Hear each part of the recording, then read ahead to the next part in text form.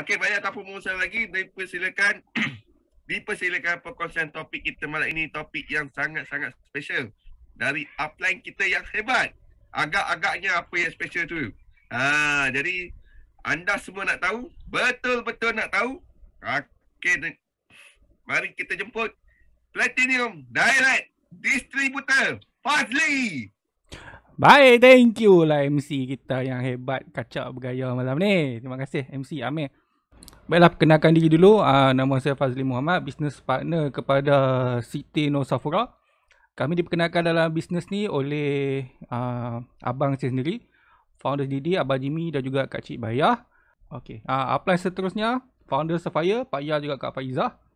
Upline seterusnya Platinum Didi, Ayanda Mokhtar dan juga Bonda Fauziah. Upline Diamond kami, New Founders Double Diamond, Syarul Fahmi dan Mas. Dan tidak lupa pada mentor kita bersama, New Founders Double Diamond, Ayahanda Haji Abdullah dan juga Bonda Hajah Mariam. Okey, berikan double thumbs up kepada barisan upline saya yang sangat-sangat hebat. Gitu. Okey, jadi anda semua okey lagi ke dah ni? Okey lagi dah? Kalau okey, thumbs up sekali lagi. Goyang-goyang sikit jari tu. Nak tengok? Jadi semangat sikit malam ni. Okey, malam ni saya akan berkongsi tentang tajuk dia fokus dan cabaran. Okey tak? Okey tak? Nak share topik ni. Okey Kalau okey, chat sikit, chat. Tekan satu. Tengok kalau okey, ramai komen baru saya start. Kau dah tak mau start? Okey, saya ambil dah orang komen. Okey, jadi topik saya malam ni adalah fokus dan cabaran.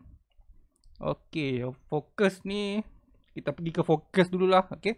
Fokus ni kalau ikutkan dia punya maksud tu adalah tumpuan ataupun perhatian. Boleh jadi juga hala tuju dan juga perjalanan kita. Okey, dan boleh jadi juga sasaran ataupun target kita dalam perniagaan kita. Jadi kalau ikutkan, kalau kita sebagai umat Islam ni, fokus kita dalam kehidupan ni adalah untuk buat amal sebanyak mungkin supaya kita menuju ke syurga lah kan, bagi orang Islam. Tapi kalau dalam perniagaan kita ni, okay, matlamat kita ataupun hala tuju kita, kita fokuskan nak menuju ke arah diamond lah dalam bisnes Amway ni. Okay. Jadi fokus yang saya nak tekankan pada malam ni, okay, nombor satunya adalah fokus untuk prinsip 5M. Saya yakin anda semua pun dah aware ataupun dah tahu dah tentang prinsip 5M ni. Kan sebelum ni pun upline kita, founder CD, Kak Cik dan Kak Cik Bayah ada cerita tentang prinsip 5M. Kepada yang terlepas tak apa, saya akan recap balik. Cuma kali ni saya nak cerita macam mana kita nak fokus lebih lagi. Okey, 5M ni adalah orang kata apa? Basic lah bila kita join Amway dan kita nak buat bisnes dalam Amway dan kita nak berjaya dalam Amway. Kalau mengikut rumpun mesra kumpulan kita buat 5M ni pun dah cukup dah. Okey, apa tu 5M? 5M yang pertama adalah mengguna. Jadi bila kita join je dan kita nak buat bisnes, perkara pertama yang kita perlu buat adalah bukan menjual lagi. Okey, mengguna dulu. Saya dulu waktu saya join ni, ketak-ketak lutut ni. Tanya upline saya, Pak Ya, okey saya dah join ni. Saya nak kena join apa? Biasalah sebab bila kita masuk dalam bidang sale ni, mestilah nak kena join. Itu tanggapan saya. Tapi upline saya waktu tu, Pak Ya dia cakap, relax lu kan. Baru join ni, tak apa, hang try guna dulu barang-barang yang murah-murah. Barang-barang yang kita perlukan dan affordable, yang kita mampu untuk beli. Jadi kita guna apa? Gunalah barang-barang keperluan harian dulu. Contohnya ubat gigi, deodorant kan. Lepas tu kalau kita dah confident sikit nak ambil suplemen, ambil lah suplemen yang kita perlukan. Yang paling basic sekali adalah sepatutnya double X. Tapi kebanyakan kita akan start dengan apa? Bio-C dulu, betul tak? Vitamin C. Sebab biasalah saya dulu pun waktu awal-awal join tu, saya tengok double X, apa dia ni double X kan, nama pun double X. Peliknya nama dia. Tak apalah, saya try vitamin C dulu lah. Sebab kita pun tahu vitamin C tu kan. Tak join Amway pun kita tahu vitamin C tu bagus. Okay, jadi kita cubalah barangan-barangan yang kita perlukan dan juga barangan-barangan yang kita mampu untuk beli. Dalam Amway, first kali adalah mengguna dulu. Okay, bila dah mengguna, bila kita dah merasai kehebatan ataupun kebaikan barangan yang kita guna tu, barulah kita menjual. M yang kedua adalah menjual, ataupun saya lebih prefer menggunakan terma memberi info, ataupun berkongsi. Okay. Berkongsi maknanya, okay, contoh kita dah guna deodorant. Lepas tu kita puas, baguslah deodorant ni, bila aku pakai dia tak melekit lah kan. Kalau deodorant sebelum ni pakai melekit-lekit kan, baju jadi kuning. Tapi bila pakai deodorant yang Amway punya ni, lain lah. Lepas tu dah lah tahan lama pula tu, guna dekat 4 bulan 5 bulan lah, tapi berat lagi botol dia. Bila kita dah merasai pengalaman mengguna, dah kita pun enjoy menggunakan barang tu, barulah kita bagi info kat kawan-kawan kita. Bagi info macam mana, kita kongsilah apa yang kita rasa. Barulah kita share dengan kawan-kawan kita, share dekat Facebook ke, dekat Instagram ke, TikTok ke. Okay, kita bagi info macam mana yang saya cakap tadi. Baguslah deodorant ni, saya guna dekat 6 bulan dah tak habis-habis lagi kan. Lepas tu bau pun wangi, selesa pakai, tak melekit. Okay, kita bagi info. Daripada info tu, bila kawan-kawan kita tengok macam menarik je. Aku nak beli boleh? Hang beli kat mana? Okay, mereka akan tanya. Bila dia tanya, nak beli lah. Okay, tak apa, belilah kat aku. Di situlah terjadinya penjualan. Pada hakikatnya kita bukannya menjual kat mereka pun, kita just kongsi kebaikan barang tu je. Berdasarkan apa yang pengalaman yang kita dah gunakan. Jadi kita fokus kat situ.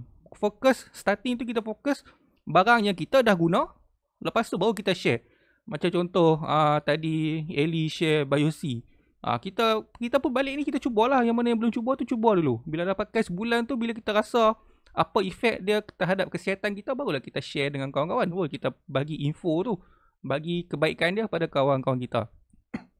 Okey, yang ketiga, M yang ketiga adalah menaja. Ataupun dalam bahasa orang kampung saya, kami orang kampung kami panggil sponsor. Okey, menaja, sponsoring. Okey, sponsoring tu bila kita dah menjual kat kawan-kawan kita, depa pun dah beli dan depa pun rasa, bagus ya, betul ya. Biosi ni. Dulu kerak demam, bila makan ni dah kurang demam dah. Nak repeat lah, nak beli lah. Dah habis dah sebotol. Dah makan 2 bulan dah, nak beli lagi sebotol. Bila depa nak repeat tu, barulah kita taja depa. Okey, kita cakap, okey, kalau repeat bagus yang suka pakai barang ni. Okey, nak beli lagi, apa kata join je jadi ahli. Jadi ahli dapat harga murah sikit. Okey, depa pun mesti suka, dia boleh dapat harga murah. Depa pun akan fikir, jimatlah lepas ni. Okey. So depa pun akan join ahli. Di situ terjadinya penajaan pula. M yang ketiga. Jadi bila kita taja tu, kita taja mereka under kumpulan kita. Secara tak langsung, kumpulan kita makin lama akan makin membesar. Okay. M yang keempat adalah memberi khidmat. Jadi bila kita dah taja kita punya kawan tu, janganlah tinggal dia. Okay. Kita bagi khidmat pada dia. Okay, bagi khidmat yang macam mana? Dia dah cuba vitamin C. Okay. Kita tahu dia ada resdung. Kawan kita ada resdung. Kita introduce pula clear guard kat dia. Okay. Ataupun dia ada apa-apa masalah yang kita dapat selesaikan, kita kongsilah dengan dia. Okay. Bila dia dah jadi ahli, dia pun cakap, ni ada member aku ni berminat juga dengan vitamin C ni, tapi aku tak erti lah buat demo.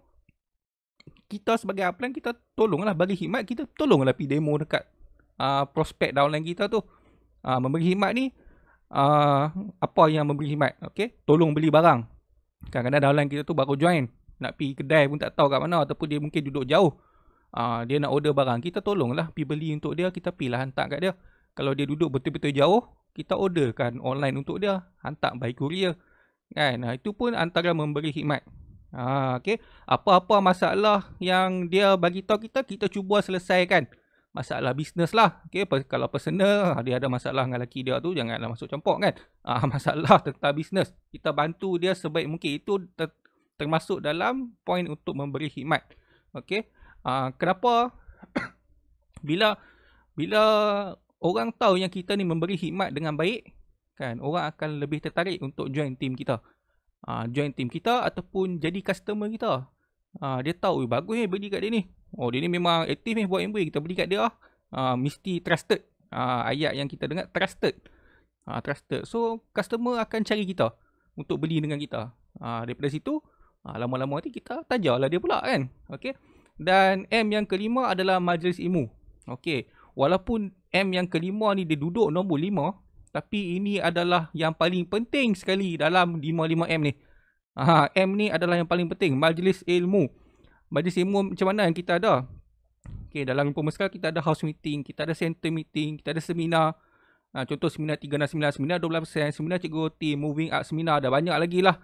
Okay, majlis ilmu yang kita ada ni. Okay, apa gunanya majlis ilmu ni? Majlis ilmu ni lah tempat kita, nama pun majlis ilmu. Kan? Tempat kita ambil ilmu lah. Okay.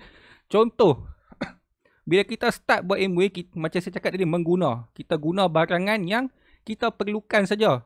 Contoh, saya waktu join dulu, saya guna barang yang saya mau sajalah kan. Macam contoh Atmosphere Sky, Atmosphere Drive. Saya tak ada waktu tu. Sekarang pun saya tak ada lagi Atmosphere Drive. Tapi macam mana saya nak share kalau tiba-tiba ada orang tanya, dengar cerita MWay ada jual ni lah. Air purifier untuk kereta. Dia macam mana? Kita nak cerita macam mana? Kita tak pernah pakai. Jadi macam mana kita nak cerita? Itulah yang kita kena ambil ilmu di dalam house meeting ataupun center meeting. Di mana macam malam ni kawan-kawan kita share. Mungkin ada yang tak pernah guna set artistry yang macam Kak Ina share. Kan? Saya pun tak guna sebab dia cakap 25 tahun ke bawah lah, 18 hingga 25. Saya kebetulan tahun ni dah 26 tahun. Umur saya 26. Jadi saya tak boleh nak cuba lah kan. Tapi kalau saya jumpa customer yang nak beli, macam mana saya nak cerita? Saya tak pernah try. Tapi nasib baik malam ni saya join, saya dengar Kak Ina punya sharing. Jadi saya boleh guna apa yang Kak Ina share tadi tu. Saya boleh cerita kat prospek ataupun customer saya tu. Dalam MWay ada 800 produk. Saya rasa Diamond pun tak ada 800 produk. Saya rasa lah kan. Tak tahulah, mungkin dia ada. Tapi saya rasa macam tak. Tak mungkin lah kita boleh guna sampai 800 produk. Tapi macam mana kita nak menjual 800 produk tu? Melalui house meeting ataupun center meeting, majlis ilmu. Kita belajar di dalam majlis ilmu. Kita dengar perkongsian daripada orang yang dah menggunakan barang tersebut. Pengalaman orang yang guna tu, dia share dekat house meeting. Kita ambil pengalaman itu, kita kongsilah dengan kawan-kawan kita. Contohnya, satu lagi, set berpantang kita, set selepas bersalin, Tropical Herbs. Kami tak ada anak lagi.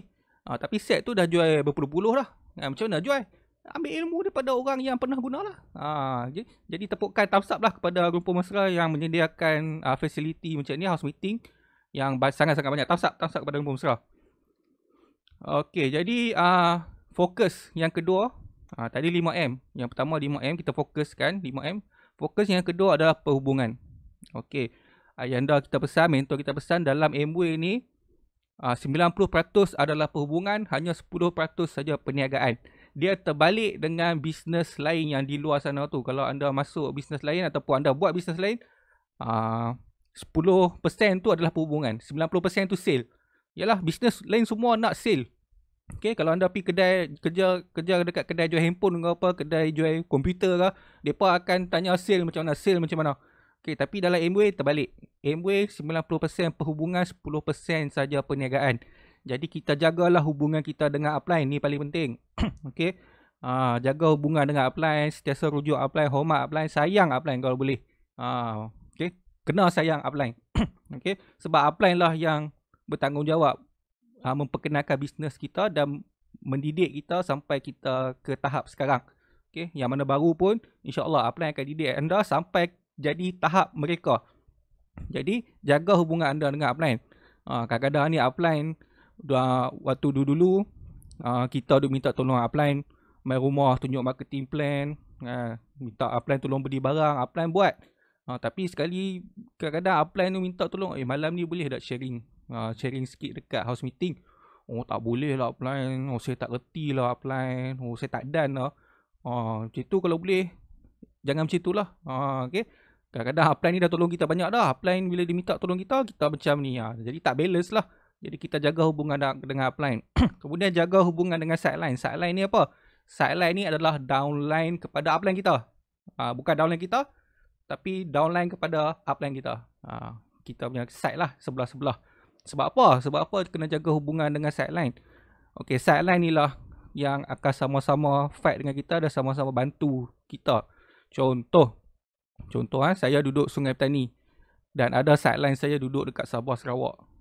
Bila saya dapat prospek ataupun dapat ABO yang berada di Sabah Sarawak, macam mana saya nak guide dia? Kita guide boleh guide online kan. Tapi contoh bila dia join seminar kat sana, siapa nak tolong tengok kalau saya tak pi? Kalau saya tak dapat pi. Jadi sideline ni lah yang akan bantu. Okay. Sama juga mana sideline saya yang duduk Sabah Sarawak jauh-jauh, kalau kita ada seminar dekat sini, dia pun mungkin akan minta tolong, Fazli boleh tak tengok akak punya downline ni. kat sini. Akak tak dapat pi lah, akak kena pi yang kat sini. Okey, boleh kak, saya tolong tengok.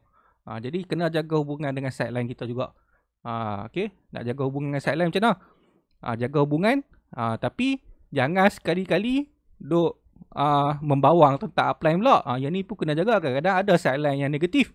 Duk membawang tentang upline lah. Upline ni kerja suruh aku je. Jangan macam tu. Kalau jumpa side line macam tu, jauhkan. Okay, jaga hubungan dengan yang negatif. Yang positif. Yang negatif pun jaga hubungan juga. Tapi kalau dia cerita benda-benda negatif, kita jangan dengar lah. Okay. Dan yang ketiga, jaga hubungan dengan downline. Downline kita pun kita kena jaga hubungan juga. Okay, jangan kadang-kadang tu downline kita negatif sikit, kita tinggal dia. Malas aku nak jaga dia. Dia ni negatif. Jangan macam tu. Walaupun dia negatif tak apa. Kita letak dia tepi side, tapi hubungan kena jaga. Khabar kena jaga, kena tanya khabar dia macam mana, okey dah apa semua walaupun dia negatif. Okey. Tapi apa yang dia cakap negativity dia tu kita jangan serap. Jangan dengar. Okey. Kita jaga hubungan dengan dia, tapi yang negatif tu kita tepih. Okey. Kemudian jaga hubungan dengan customer dan prospek. Kawan-kawan kita, prospek tu adalah kawan-kawan kita yang belum jadi ahli lagi. Okay. Sebab apa? Nama pun prospek. Mungkin mereka akan jadi ahli kita. Ingat, 90% adalah perhubungan dalam bisnes kita. Kita jaga perhubungan dengan semua orang. Okay.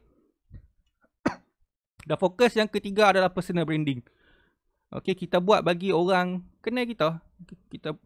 Kita buat bagi orang kenal kita yang dah kita buat bagi orang tahu kita buat Amway. Okay, anda tengok anda kenal KFC, anda kenal McDonald, anda kenal Starbucks. Okay. Pernah makan tak? Mesti pernah makan betul tak? Okay. Siapa yang tak kenal? Satu dunia kenal McDonald, KFC. Tapi mereka tetap buat iklan setiap hari. Tetap keluar iklan dekat TV. Walaupun kita, kalau mereka tak buat iklan pun kita tahu dah. Mereka KFC, mereka McD, mereka duduk kat mana kita tahu dah. Nombor telefon nak call delivery pun kita tahu. Tapi kenapa mereka tetap buat iklan? Sebab apa? Sebab personal branding. Mereka nak kita sentiasa tahu yang mereka ada.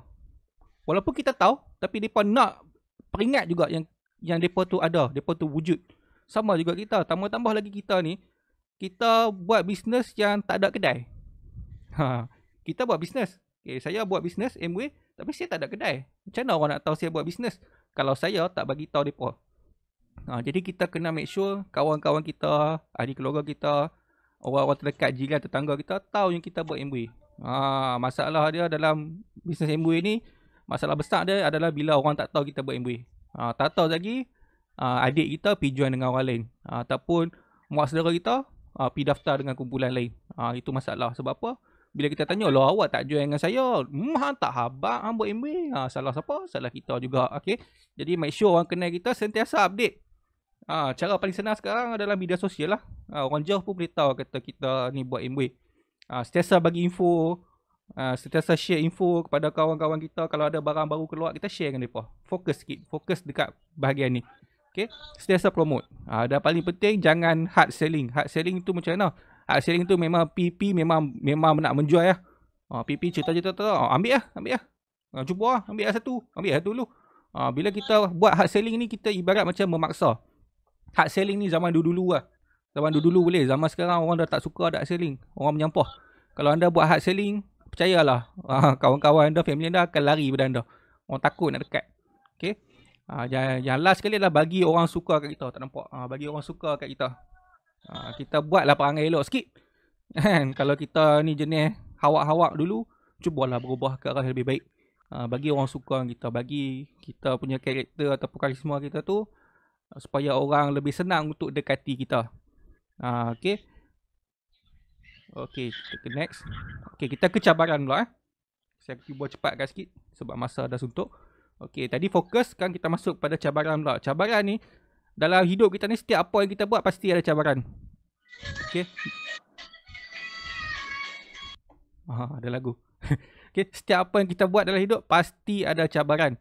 Okay, kalau anda join apa-apa bisnes pun, mesti ada cabaran lah. Tipu lah, tak ada dalam dunia ni bisnes yang tak ada cabaran. Mesti ada, walaupun sikit. Amway lah tu. Amway adalah bisnes yang ada cabaran, tapi sikit. Tapi tetap ada cabaran. Okay, Amway walaupun perniagaan yang simple, okay, berbanding dengan bisnes lain, Amway ni sangat-sangat simple lah. Kan, paling senang nak buat, paling simple, tapi tetap ada cabaran. Jadi anda kena ingat dalam kepala anda akan menempuhi cabaran. Once anda sign up, anda bertekad untuk buat Amway, anda mesti bersedia untuk tempuh cabaran. Cabaran yang paling simple apa? Takut nak bercakap. Takut cakap malu. Takut lah cakap depan orang. Tak confident. Tak reti nak menjual. Saya dulu tak reti nak menjual. Sampai sekarang saya tak reti nak menjual sebenarnya. Okay? Tapi kita ada cara lain lah kan. Okay, ada kekangan masa. Mungkin kita contoh kerja busy. Kerja kadang sampai malam kan. Ataupun keluarga atau pasangan tak reda. Keluarga menentang. Pasangan tak bagi buat. Itu pun cabaran juga. Ataupun rakan-rakan dan saudara. Rakan-rakan negatif. Kita apa? Kita baru je upload video pasal MW kan. Tiba-tiba kawan message. Cakap, MW ni karut lah. Kan? Ada benda tu. Terus kita pun Allah down. Down. Okay. Tu pun cabaran juga. Okay.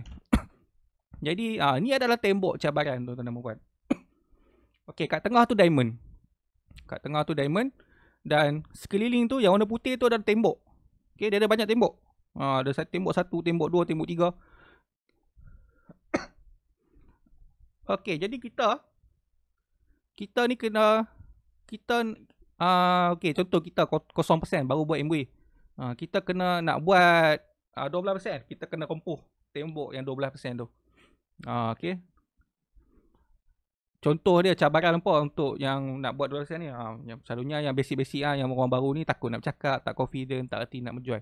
Jadi bila nak rempuh tembok tu, jangan pergi rempuh macam tu je. Dah tahu kita ni tak bersedia lagi. Kita buat preparation dulu. Pakailah helmet dulu nak rempuh tembok apa kan. At least pakailah helmet nak rempuh kan. Pakai helmet tu apa dia? Masuk dia, pergilah belajar dulu. Masuklah house meeting dulu. Nak buat 12%, masuklah meeting dulu. Jangan tak masuk house meeting nak buat 12% terus. Memang rempuh tembok tu kita sakit lah. Kita sakit tu kita down. Kita tempuh cabaran daripada orang. Okay. Lepas tu bila kita dah buat persediaan ni. Okay, kita dah pergi house meeting semua. Okay, aku dah buat persediaan. Kita dah pakai helmet, pakai glove, pakai kasut boot tu semua. Nak pergi rempuh tembok tu. Okay, dah bersedia. Rempuh tembok. Tembok tu runtuh. Okay, kita dah capai 12%. Yes. Okay. Kita nak ke tembok silver producer pula. Tembok yang kedua. Bila nak ke tembok yang kedua ni, dia punya cabaran dia tetap ada. Lagi dahsyat pada cabaran nak tempuh tembok yang 12% tu. Setiap kali kita nak merempuh setiap tembok tu dia akan jadi lagi susah. Dia macam main game lah. Naik level dia lagi susah. Kita dah tahu dah. Jangan kita guna kelengkapan yang kita buat 12% tu untuk rempuh tembok yang silver producer ni. Memang tak lepas lah. Jadi kita buat apa? Okay, kita apa? Kita repair dulu. Mana helmet yang dah tali putih, kita repair. Pisau kita asah dulu. Benda tu macam mana? Nak asah kat mana? Lagi saya cerita. Okay, jadi kita buat persediaan. Buat pula kelengkapan untuk tempuh tembok silver producer tu. Bila nak ke tembok silver producer ni, dia ada cabaran dia akan bertambah. Kalau tadi kita takut nak bercakap, tak confident, tak reti jual. Waktu nak buat 12%, bila kita nak buat silver ni, dia akan ada lagi. Contohnya kekangan masa. Dulu nak buat 12%, okey lah. Bila nak buat silver producer ni, Allah makin ramai pula. Downline nak kena attend, nak kena coaching. Customer pun makin ramai. Tak done lah. Ramai sangat. Lepas tu keluarga ataupun pasangan mula, ni asyik duk pergi meeting setiap malam kan. Dengan anak pula. Anak tinggal anak apa semua. Dia ada cabaran dia. Okay, setiap kali nak rempuh ada cabaran. Rakan-rakan pula, saudara kita akan mula dapat lebih banyak rejection. Jadi kita buat persediaan dulu. Okay, kalau dulu pakai helmet, pakai boot apa, kali ni kita pasang perisai. Baju kita kalau dulu pakai baju apa kulit je, kita up pakai baju besi pula. Nak rempuh tembok lagi ni. Okay, kita rempuh tembok silver producer dah berjaya. Okay. Nak rempuh tembok DD pula. Sama jugalah macam tadi. Jangan duk guna kelengkapan yang tadi kita pakai tu. Kita kena renew balik kelengkapan kita tu. Okay. Sebab cabaran dia makin tambah. Kali ni ada cabaran downline negatif. Jumpa dah downline negatif ni. Okay, tiba-tiba buat barang pula tak ada. Dia main lah cabaran dia. Jadi anda kena bersedia. Sama juga lepas buat tu anda nak pergi diamond. Diamond lagi banyak lah cabaran dia. Kan lagi ramai kita nak jumpa orang. Lagi ramai kita punya downline. Nak tackle PL seorang-seorang tu. Okay. Jadi setiap kali nak tempuh tembok tu, kita kena ada persediaan. Jadi persediaan macam mana? Okay, jadi anda kena ingat. mentor kita yang dah pernah pesan, cabaran dalam MBA bukan orang tak mau beli, bukan orang tak mau join. Cabaran dalam MBA adalah diri kita sendiri sebenarnya. Sebenarnya bukan orang tak mau join, bukan orang tak mau beli, dan bukannya pasangan ke apa ke tu, bukan. Sebenarnya cabaran dia adalah diri kita sendiri. Jadi macam mana kita nak buat kelengkapan tu? Kat mana nak beli perisai besi hak kuat nak tempuh tembok tu? Inilah persediaan menghadapi cabaran adalah kembali kepada 5M yang paling penting saya cakap tadi. Majlis ilmu. Kat house meeting, center meeting, seminar 369, seminar 12 dan juga movie art seminar. Setiap kali anda tepuh tembok, kan, nak tepuh tembok, tambah-tambah bila anda tepuh tembok tak tembus, anda jatuh tersungkuk, pasti anda akan down. Confirm anda akan down. Okay, jadi kat mana nak charge balik, nak bagi up balik semangat supaya anda boleh tempuh kali kedua dan kali ketiga dan seterusnya. Kat sini ya. Jadi kalau anda miss antara 4 ni, memang anda tak akan cukup semangat untuk tempuh tembok yang lagi tebal. Boleh faham tak apa yang saya cakap? Kau boleh faham, thumbs up sikit. Tengok semua fokus je ni. Betul ya, tajuk pun fokus kan. Mesti pun fokus sungguh. Okay, thumbs up. Tepukkanlah kepada anda. Jadi ini adalah penting. Sebab tu contoh seminar 369, seminar 12, movie art seminar ni, kalau ikutkan, kalau anda buat bisnes dekat luar tu, anda nak pergi seminar-seminar ni, memang harga dia mahal. Memang harga dia ribu-riban. Kan? Tapi dekat Rumpun Mesra ni, anda dapat pada harga yang sangat-sangat tak logik bagi saya. Sangat-sangat tak logik. Kadang-kadang murah beratus kali ganda daripada seminar dekat luar. Kalau anda pi seminar yang pakar motivasi ke apa kan, dia cakap tu sama macam ayah anda cakap. Serius, sama. Kadang-kadang ayah anda cakap lebih lagi. Kan? Tapi anda kalau kat luar anda kena bayar ribu, kadang-kadang puluh ribu. Ada orang pi yang 10,000. Padahal ilmu tu dia boleh dapat sama dekat MUS yang dia bayar pada harga berapa? RM80. Untuk ayah anda kita. Kan? RM80 tu bukan ayah anda ambil buat untung poket dia pun. Abang bayar sewa dewannya. Sewa dewan pun berpuluh ribu.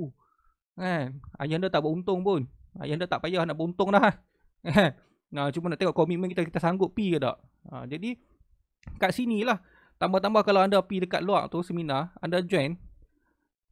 Kadang-kadang orang yang bagi talk tu dia bukannya buat bisnes pun. Bisnes dia tu bagi talk dia bukannya buat bisnes pun. Dia bukannya buat bisnes yang anda buat pun.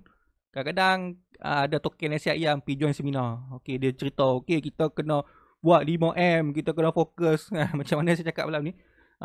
Orang tu bukan buat bisnes nasi ayam pun. Tapi orang yang pergi tu buat bisnes nasi ayam, buat bisnes butik, bayar berpuluh-ribu. Tapi bila anda join seminar je, Rumpun Mesra buat, anda dengar perkongsian daripada orang yang buat bisnes sama. Orang yang buat MBA, orang yang berjaya dalam MBA. Jadi ilmu dia tu disampaikan macam mana nak buat MBA sampai berjaya. Okay. Jadi ilmu dia tu anda tiru je lah. Kat situ lah anda dapat balik semangat. Time tu lah anda nak repair balik perisai mana yang dah rosak. Pedang yang dah tumpul nak asah balik untuk empuh tembok dan seterusnya. Kat situ lah. Jadi sebab tu saya cakap dekat point yang tadi, dalam 5-5M tu yang paling penting adalah majlis ilmu. Okay. Jadi saya rasa setakat tu saja perkongsian saya pada malam ni. Harapnya dapat memberi manfaat kepada anda. Okay, terima kasih. Jumpa anda semua di Puncak Kejayaan. Saya serahkan kepada MC kita yang merah menyala malam ni, Encik Amir. Thank you.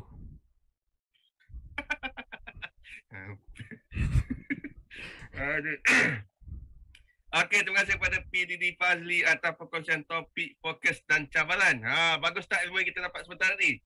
Okey, catat, manfaatkan serta amalkan apa yang dikongsikan oleh upline kita baru saja tadi. Jangan tulis saja. Okey, mulai malam ini kita terus buat apa yang dipesan oleh upline kita sebentar ni, supaya ia dapat membantu kita dalam memperjuangkan bisnes kita hari ini